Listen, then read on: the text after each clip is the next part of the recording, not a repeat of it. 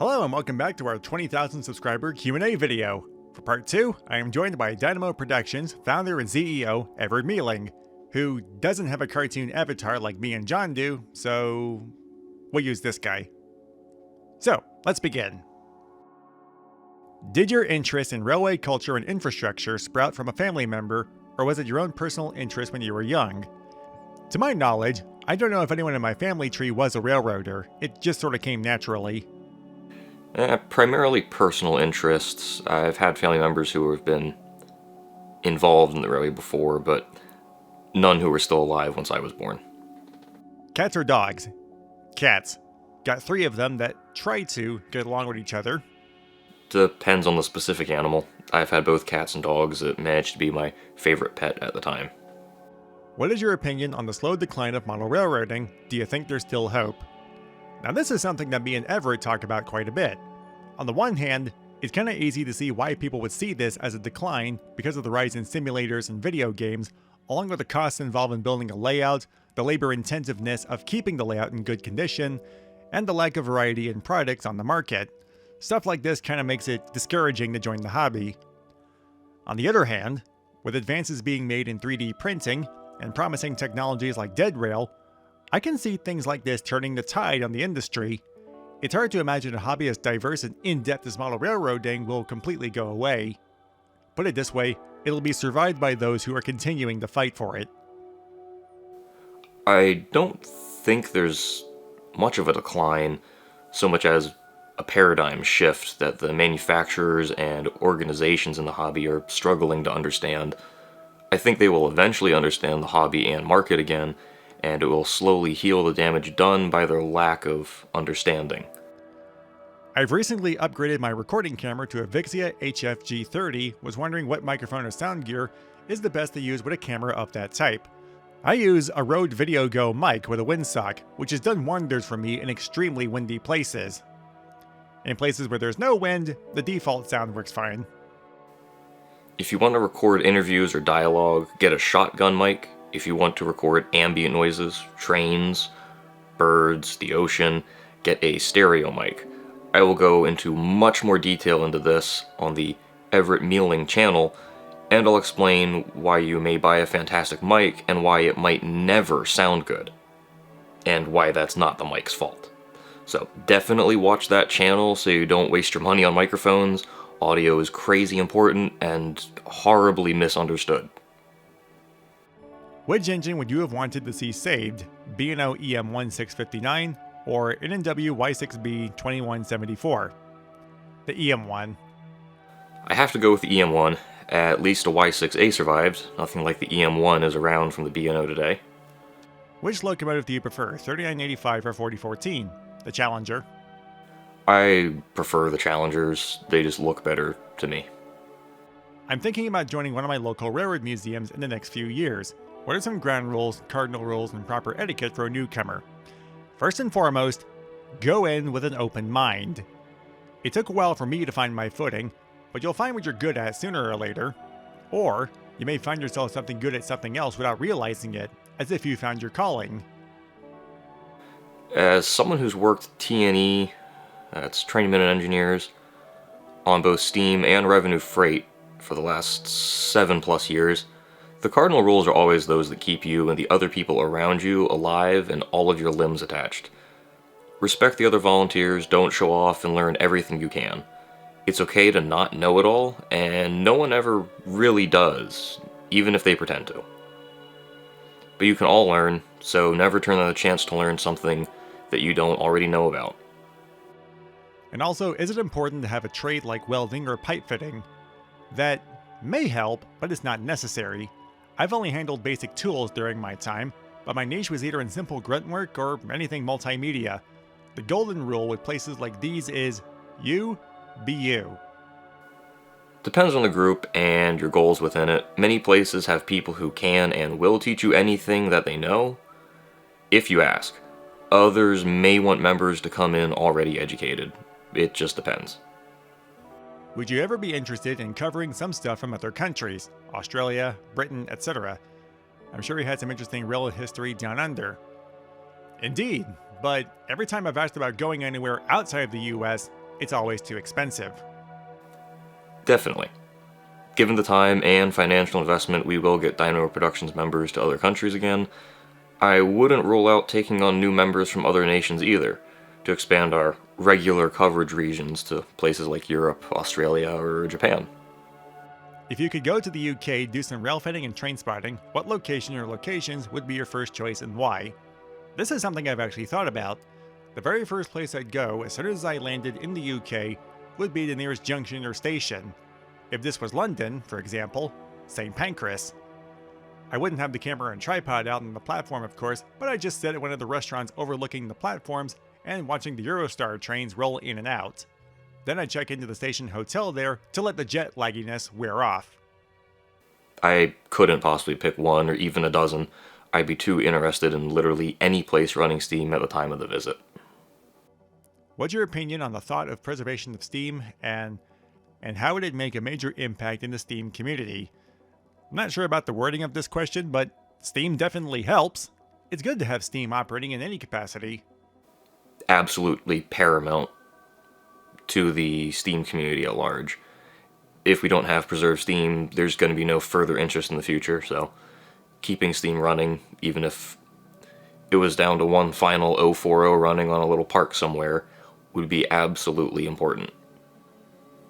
What would Amtrak do if they wanted to expand their auto train service? See if it was viable first. The current Virginia to Florida route works because it's guaranteed to cover its costs year-round between the historic megalopolis in the north and the scenic entertainment center in the south. It wouldn't do well to implement another route that could go months with sparse patronage.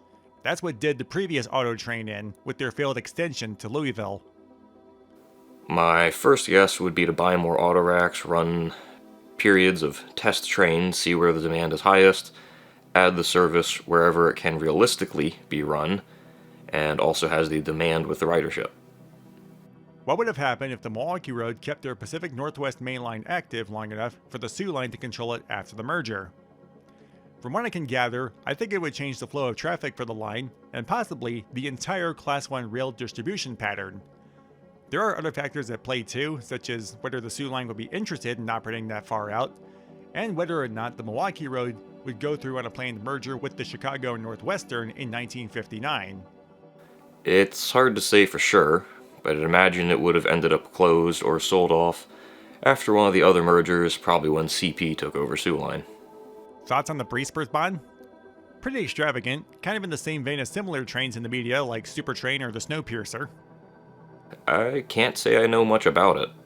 Which high horsepower diesel performed better, the SD90 Mac or the AC6000? Well, one of these is preserved and the other isn't, so... In my career, I've never run a 90. I've dealt with one of the AC6000 CWs. Fine enough engine for what I experienced, though the cab was a bit worn and run down. What are your personal thoughts on the Coburg-Dale Railroad's current steam locomotive roster? It's fine. Interesting group of engines. Hope the best for the railroad and their efforts to restore the engines. What's one locomotive you'll love to see back in operation? 576, of course. Main Central 470. Have you both seen the Gettysburg and Northern Railroad in real life? I haven't. Yes, I grew up less than an hour from the Gettysburg and Northern. Have you ever seen Jim Thorpe, PA with a steam locomotive called Reading 2102? I've only been to Jim Thorpe once, where 425 was on display, amusingly enough. Yep, Dynamo did 2 videos on it so far. I shot one of them. What steam locomotive of your choice would fit best with a modern Class 1 paint scheme? Norfolk Southern, seeing that both are usually black by default. I can't really see any steam engine wearing any modern Class 1 scheme very well, but if you put an ATSF engine in NS paint, it would look a great deal like the simple black with white lettering of the ATSF. So, 3751 in NS paint, it'd just look like the 3751 with some new font for the numbers and a new road name. Any recommendations for a newcomer to video editing and rail fanning? If you're just starting out, just use what you got. You can still make good content just with your phone for filming and an app for editing. So, I'll refer to one of the previous answers. Yes, I have the Everett Meehling channel completely dedicated to this topic. I'll teach you all about cameras, microphones, editing techniques, editing software, cinematography basics, the art of shooting and editing video, how to plan a video, everything and anything you could ever want, coming to that channel. Have you read A Passion for Steam on Trackside Photographer? I have not. I have not. What model trains do you own, if you have any? Quite a bit. It's a thorough mix of brands that make up HO scale and 3-rail O-gauge items.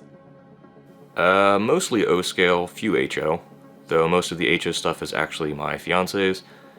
My HO collection is mostly Western Maryland Steam from MTH, but there are a number of excursion era models as well, 611, 765, York 17, just to name a few. Alright, Everett. The last lot of questions are just for you. No pressure. What is your all-time favorite locomotive, steam, diesel, or electric? Steam, Cass Scenic Railroad Shay 5. Do you have a model railroad? No, but I used to, and I still have my collection of engines in rolling stock. I'll build a layout in the future, I just don't know when yet. What has been the favorite place you've gone to film trains? Difficult, but I'll pick Cass, West Virginia. To me, the Northern Central, Western Maryland, and Arcade and Attica are all very close runner-ups. Cass only wins because they have Shay 5. If you could live in any part of the world in any time period for at least 1 week, when and where would you go? The West Virginia, Maryland, Pennsylvania tri-state, 1948. I'm a fan of the Western Maryland, and there is very little video coverage of the steam era on the WM. Only 2 surviving Western Maryland steam engines. The chance to get my own footage would be hard to pass up. Favorite obscure steam locomotive or other railroad oddities? Guess it depends on how one defines obscure, but Maine Central 470. This is a silly question, but were you named after the Everett Railroad? No, I was actually named after a great-uncle. My father would take 3 trains to visit him, the first powered by a Maryland and Pennsylvania steam engine, then a Pennsylvania Railroad GG1, and then a New Haven F unit. So a little bit of railroad connection to my name. I know that Southern Steam program ended the year ago, but would be awesome if they returned in better near future or just be Norfolk Southern Steam program. If they ever resurrect the NS Steam program, I'm sure it'll be branded NS Steam program and likely will resemble the 21st Century Steam program a great deal. What is your favorite McLeod River Railroad locomotive? 25. Not many 262s running, so it helps the 25 stand out for me. What's the best movie steam locomotive? For me, B&O's William Mason. How long have you been in the trains? As far back as I can remember. I'll say since I was 2 or maybe 3. Is there going to be a video about Union Pacific's FEF Northern 844? We do actually have a 844 video on Dynamo. We will eventually visit for a modern 4K take on the 844 as well. What is your opinion on Dutch trains? If it's steam, it's great. I don't care about the nationality. I'm not a huge fan of European aesthetics on steam locomotives, but there's nothing wrong with them, it's just a personal taste. Which preserved Canadian Pacific steamer is your favorite and why? Kettle Valley's 3716. I like 280s, and that's really all that it is for me.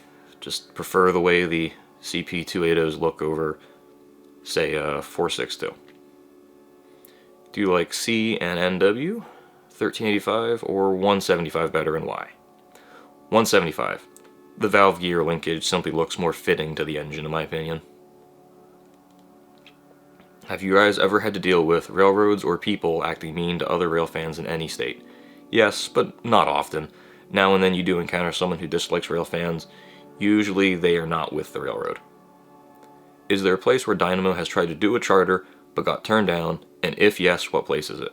Yes. Out of respect for the railroad in question, I won't say where it is.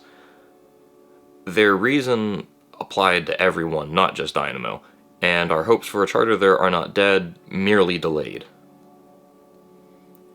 Do you know the EMD NGT 26CW and did it ever run in the US? I don't actually. I have no familiarity with it. Unless I have to run it at work, I probably don't know anything about a diesel. Will you visit the Grand Canyon Railway to see 4960 in the future? Yes, eventually I would like to make a trip to the Grand Canyon Railway to see 4960. And that concludes our Q&A video. Thank you to all 20,000 of you for tuning in for your years of support and for bearing with us as me and Everett, along with the rest of us at Dynamo, try our best to deliver the best train video content we can. So until next time, I am Brian, and I got a train to catch. Quite a lot of them, actually.